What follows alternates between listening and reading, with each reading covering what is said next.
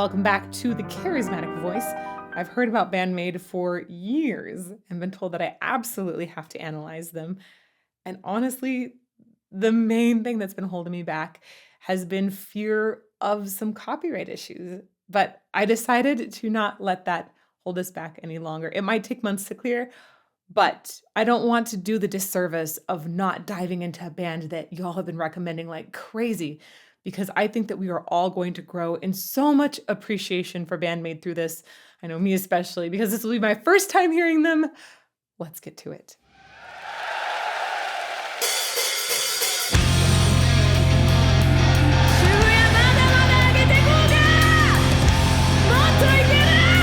Whoa. This is fierce.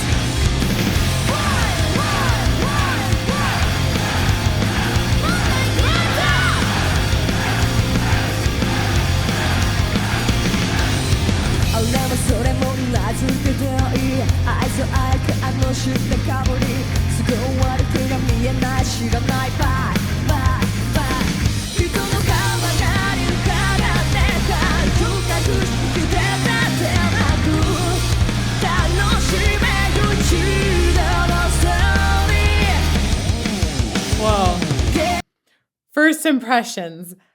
I think it's awesome to see these women on stage that are essentially in maid costumes. I'm not sure what our lead singer is. Is this another take on a different type of it? I feel like she's doing something a little bit different with her costume. But it's amazing to see them in these costumes and then have this juxtaposition of so much strength in their sound. There's a ferocity that is incredible. It is so vibrant. This is Saiki, I think is our lead singer, Saiki. I especially love the low power in her voice. I was expecting it to be a little higher, and instead she started out, and there's so much roundness already. There's a full body in her sound that is just powerful from the get-go. Let's go back to the beginning.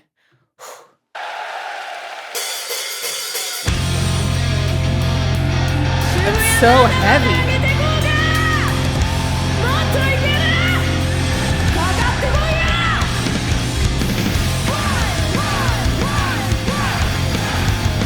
Wow.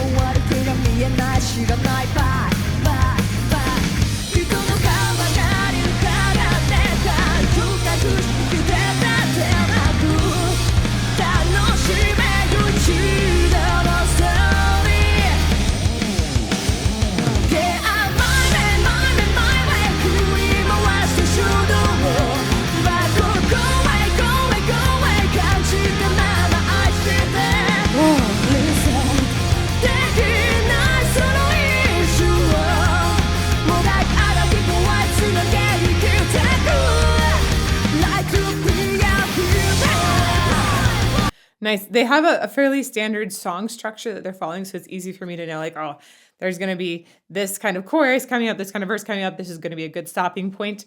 That's always nice to have, especially when we're working in a different language. It can be harder to know where to stop.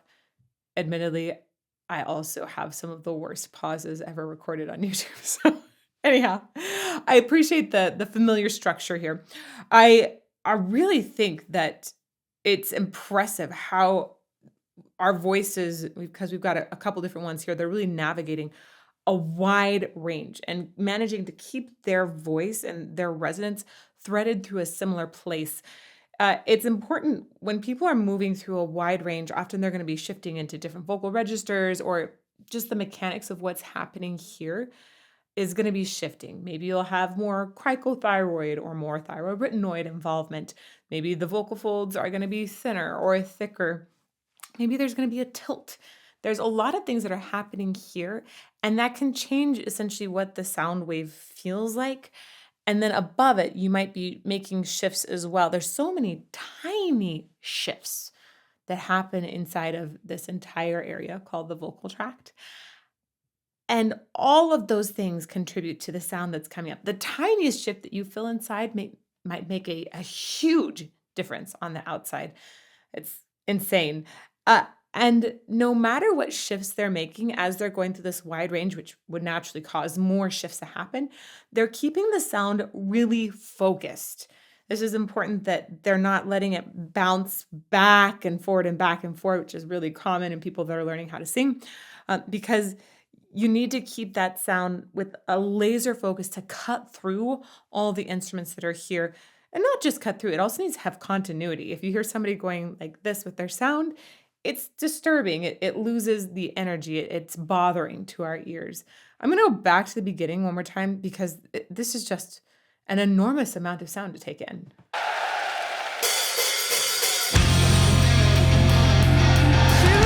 I like that riff.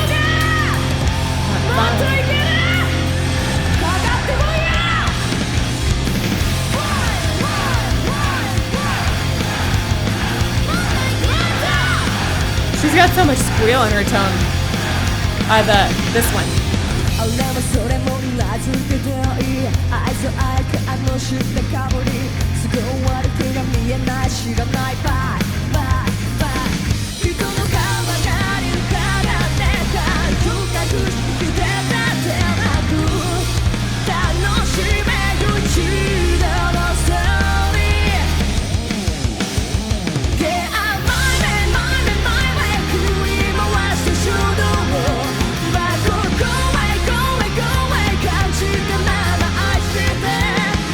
I love that on moments like go away, go away, go away, where we're actually getting a little English into the Japanese here.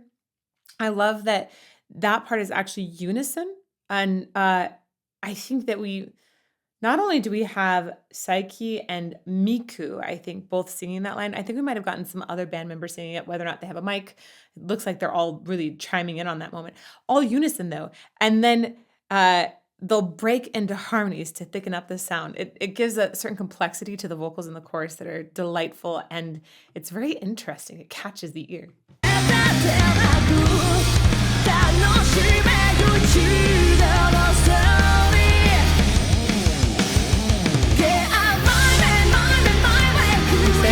And now there's the harmony. Unison. And then harmony again.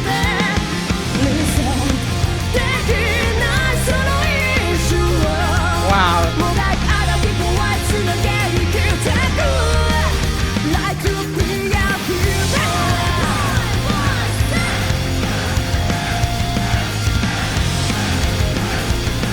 I find it fascinating. We can contrast these two voices really well, because with Saiki, it just sounds like there's more open space in her throat, and her natural sound is sitting lower.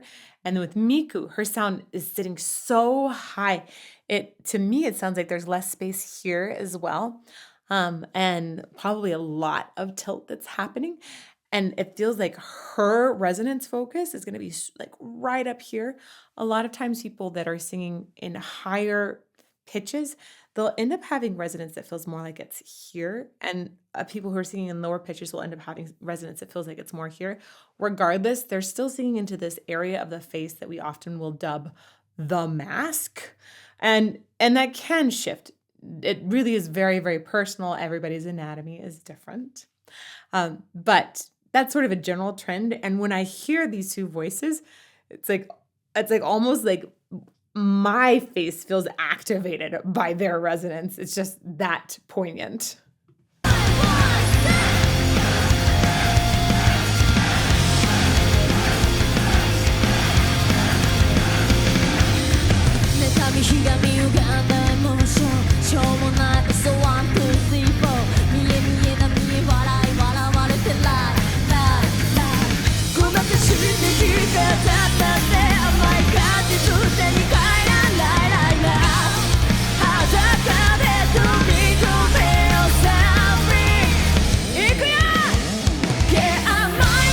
That was awesome. I think that if we were to take a look at the vocal folds of these two lead singers side by side, put the camera up the nose, down the soft palate, thread it, and have that eagle's eye view, look at their vocal folds, you would see that Miku's vocal folds are a little bit shorter, like just a tiny bit shorter. The smallest differences, once again, in the vocal tract can make a huge difference on the sound outside. But in general, higher voices that naturally sit higher, tend to have shorter vocal folds. And longer vocal folds tend to be associated with lower voices. Like the longest vocal folds are usually associated with bass singers.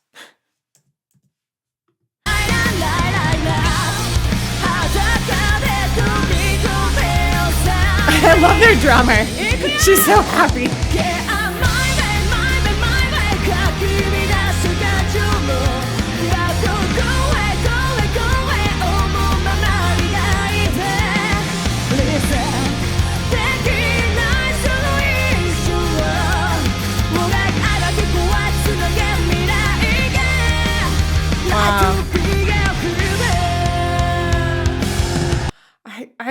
I feel so impressed by the way both of the voices are navigating so many different pitch changes in here and maintaining that focus. I think it's especially noticeable how steady Miku's voice is on the top end. It's much more subtle in the background, but it's so steady and well lined up the whole time. And then Saiki, she has, oh my, I just realized it sounds like Psyche, Psyche. I think I'm still saying her name correctly, Saiki. Japanese actually is friendly for pronunciation in general because the vowels usually are what they look like. But she almost has that full-throated sound that Adele has, but a totally different style, but it has that width and original body to it. It's just really impressive that she's able to bring so much power into that sound.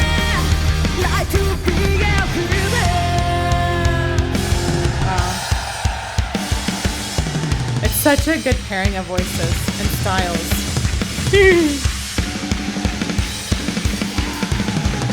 Heck yeah!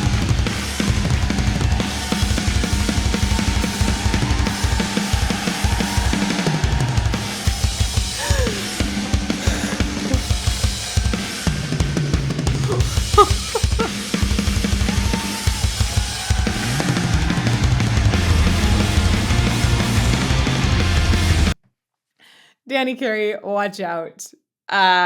She's coming for you. I loved that drum solo, but the thing about it that I find most enticing isn't just like it's got a really good variety of sounds. I like the way she's filling and then making sure we know where the beat is at the same time. She is so happy. She's wild. She's free. Like this, she embodies freedom in this song. Gosh, what's our drummer's name here? Akane. I'm such a fan of her. Like, I want to see her perform everywhere. I love it when drummers are emoting that kind of joy. The audience can feel that. It's infectious. It makes such a huge difference for the whole band. Oh my gosh. This is amazing. We're gonna go back to the drum solo. Beginning of it. Here we go.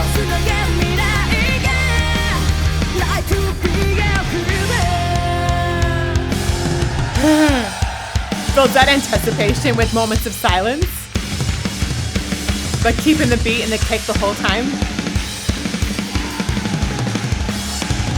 Gosh, it's so good. It's well composed.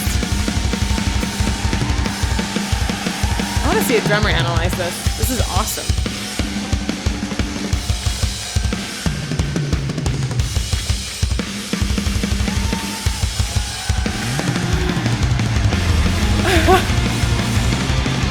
I'm so smiling.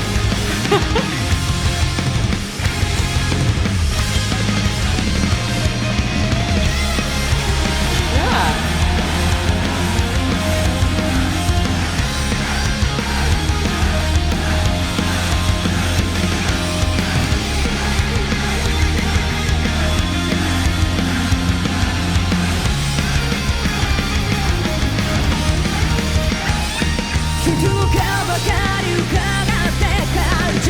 Whoever thought that metal was only angry was wrong. So wrong. And Band-Maid is embodying, I think, how it can be so joyful and infectious again. There's something there's something going on, I think, in Japanese metal.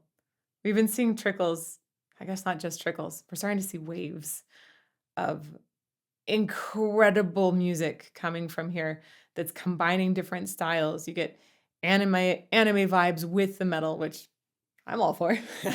I love me my Miyazaki, but we get this just yeah, there's some incredible music coming out of Japan, and I want to learn a lot more about it. This is just me barely dipping my toe in. I'm so fascinated, and sheesh, someday I really hope on my bucket list is to travel to Japan and get a feeling for culture a little bit more and understand how that's blended with metal culture, especially.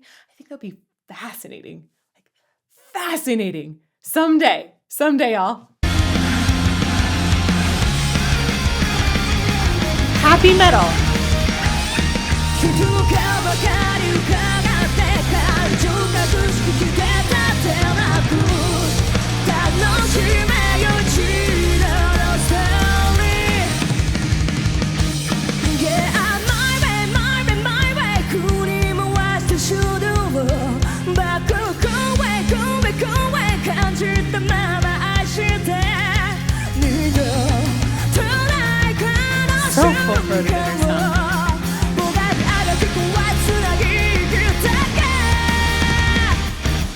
This is prevalent in a lot of different styles in Japanese music, and I would actually just say in various Asian music as well, where you have some of these more rapid words going by, and they're very, very belted. They tend to be sitting a little bit higher in a lower register, which causes them to have this belted, powerful sound.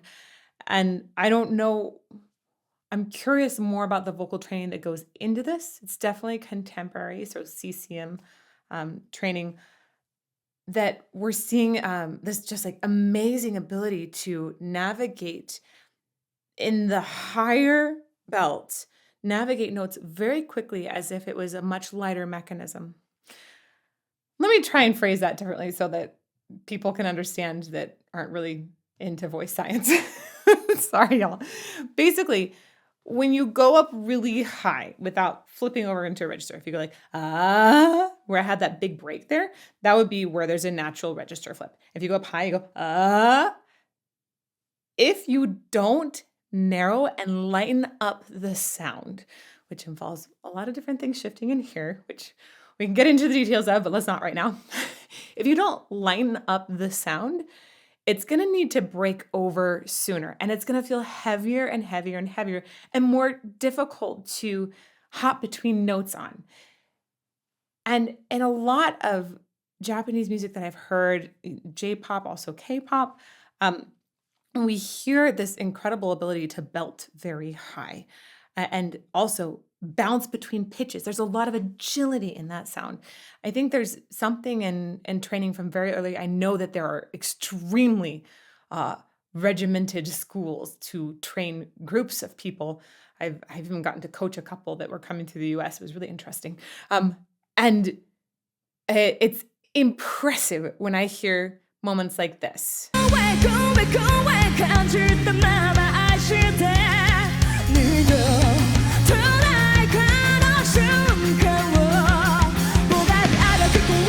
There you go. That is pretty high in her voice, and she's really, really clear about each of those pitches, bouncing back and forth between them quickly and with tons of accuracy.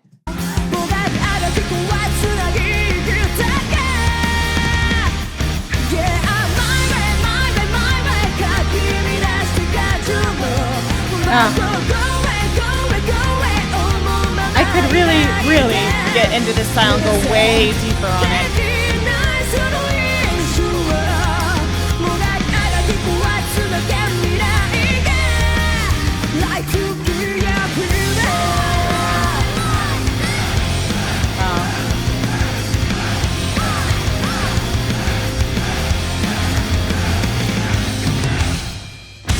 Is that the end?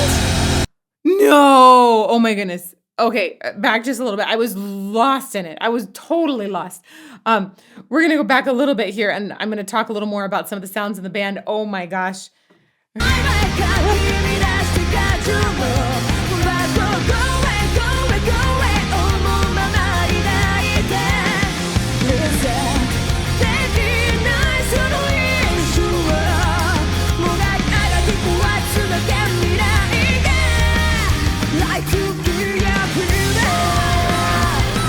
So I love the way that in the structure and the chordal structure here of this chorus, it feels like such a journey. It feels like we've really got this story that's happening, right? And we do in the lyrics. I love. I also had a really nice English translation of lyrics, but it has this wonderful peak.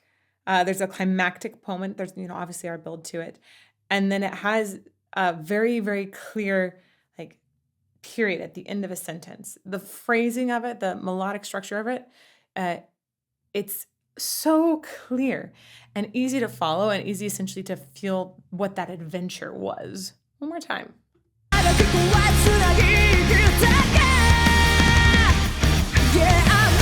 we go. That's the beginning of it.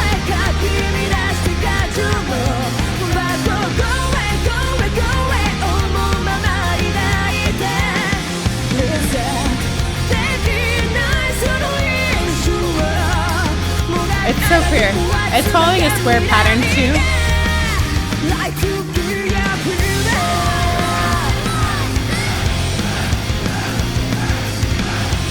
I love the audience involvement. Dang. Much too short. You could give this another twice as long. Another 4 minutes? Is that how long it is? Yeah.